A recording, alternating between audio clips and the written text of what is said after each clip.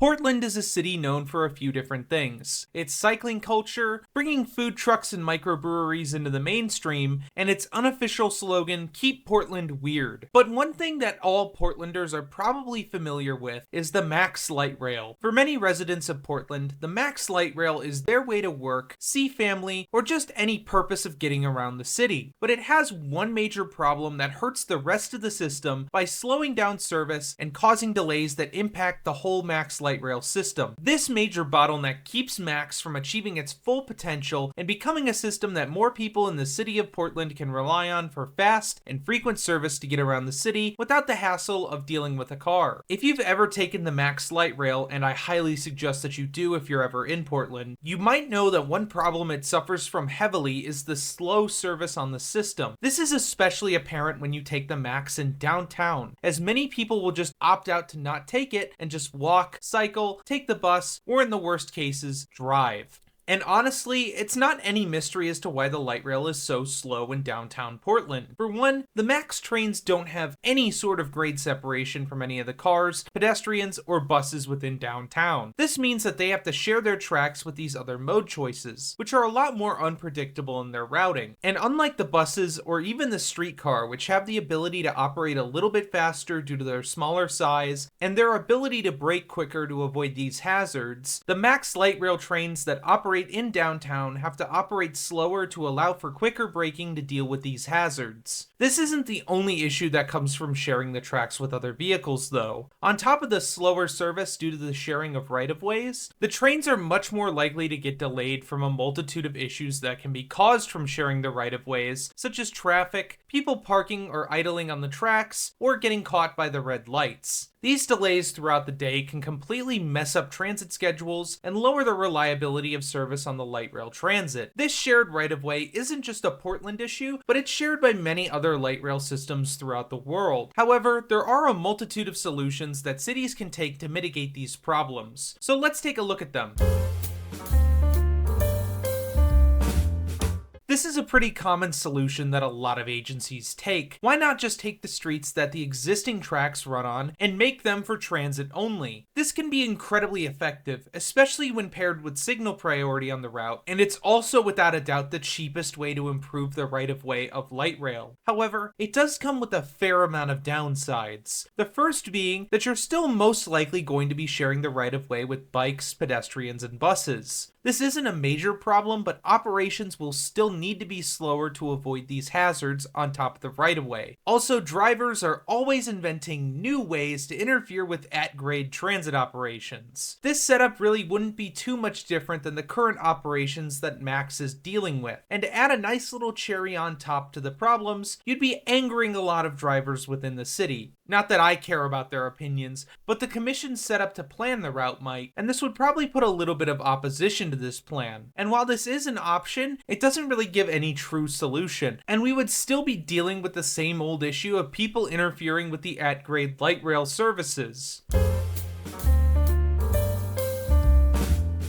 Our second option would be to elevate the light rail through downtown. This gets rid of all of those pesky at-grade crossings and allows you to operate at much faster speeds through the city. You also get some really cool views of the city, and it does look sick. However, this mode is much more expensive than keeping the system at grade. And if you know anything about living in a city, you know that if you try to put in elevated rail, you're going to be dealing with a wave of backlash from people in the community. While pretty much every transit project is going to have some sort of backlash, putting a train line right outside someone's window is definitely going to get people to oppose the project with every fiber in their being. So while elevating would be super cool looking and solve a good chunk of the issues that Max is facing with their operations in downtown Portland, it would be a near impossible task to try and get this approved within the city. This leaves us with our final option, burying the transit below the ground in this revolutionary new system that we call a subway. Putting the Max trains underground through downtown would grade separate the system, which would significantly reduce delays and increase speeds on the light rail, while also improving safety since there's no obstacles that can block the light rail. It would also help reduce the impact that weather can cause to delay transit, and while this would likely be a more expensive option than any of the other options for the Max light rail, it also comes with less opposition from the public. A conversion of the light rail in downtown into a subway is without a doubt the best choice to improve downtown operations, and with downtown essentially acting as a central hub for most of the MAX lines, it's essential that trains can move efficiently through it without experiencing serious delays from street traffic. Turning the light rail trackage into a subway in downtown Portland would also come with the added benefit of allowing streetcar service to expand. Since there's now an abundance of unused tracks in the streets of downtown, the smaller streetcars can take over and provide the local service without risking delaying transit in other neighborhoods further from downtown. But do you know what also doesn't risk delaying transit in neighborhoods further from downtown? My Patreon. Because for just $1 a month, you can get extra content, your name in the credits, early access to videos, and more. So if you want these benefits or just want to support the channel, the link is down below. But let's get back into the video. But climate and transit.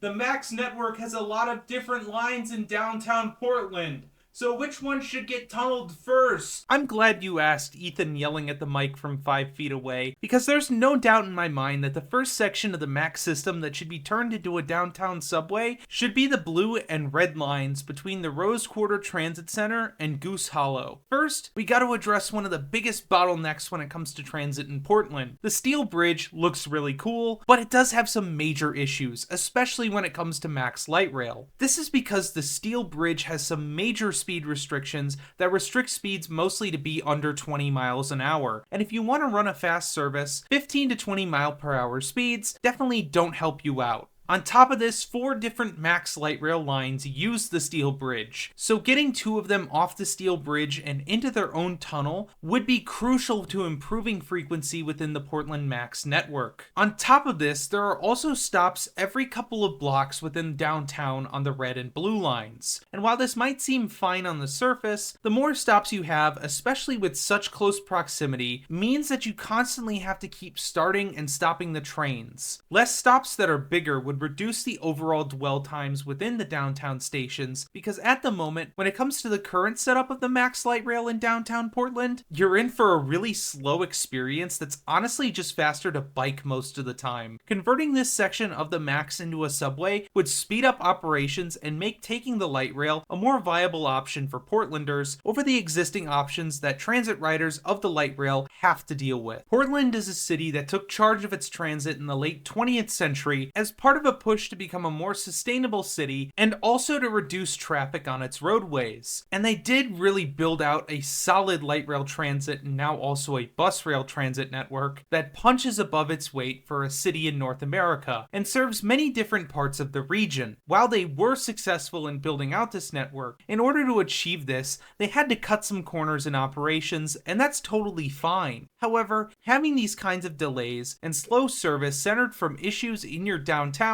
affects service throughout the city, and making improvements like this actively helps out your transit network in a big way. One city that committed to a very similar project and saw a lot of success from it was Los Angeles with its regional connector. This couple miles of tunnel extended services to provide more through-running light rail service within the city of Los Angeles, making trips for users of the LA Metro much shorter and more convenient for riders just passing through downtown on their way to destinations in the other parts of the city. While a MAX tunnel wouldn't provide the exact same types of benefits to Portland that the regional connector did in LA, as the routes in Portland are already through running, it would still provide a substantial improvement to the infrastructure, improving speed, reliability, and accessibility. And with Portland continuing to grow, it would make it a lot easier for TriMet to provide improved frequencies on the lines, further improving transit in Portland, and hopefully making the City of Roses a better place to live. But do you think Portland should move their light rail underground? What cities do you think need to dig tunnels for their light rail? Would this improve your commute? Let me know in the comments below, and if you enjoyed this video, be sure to like and subscribe.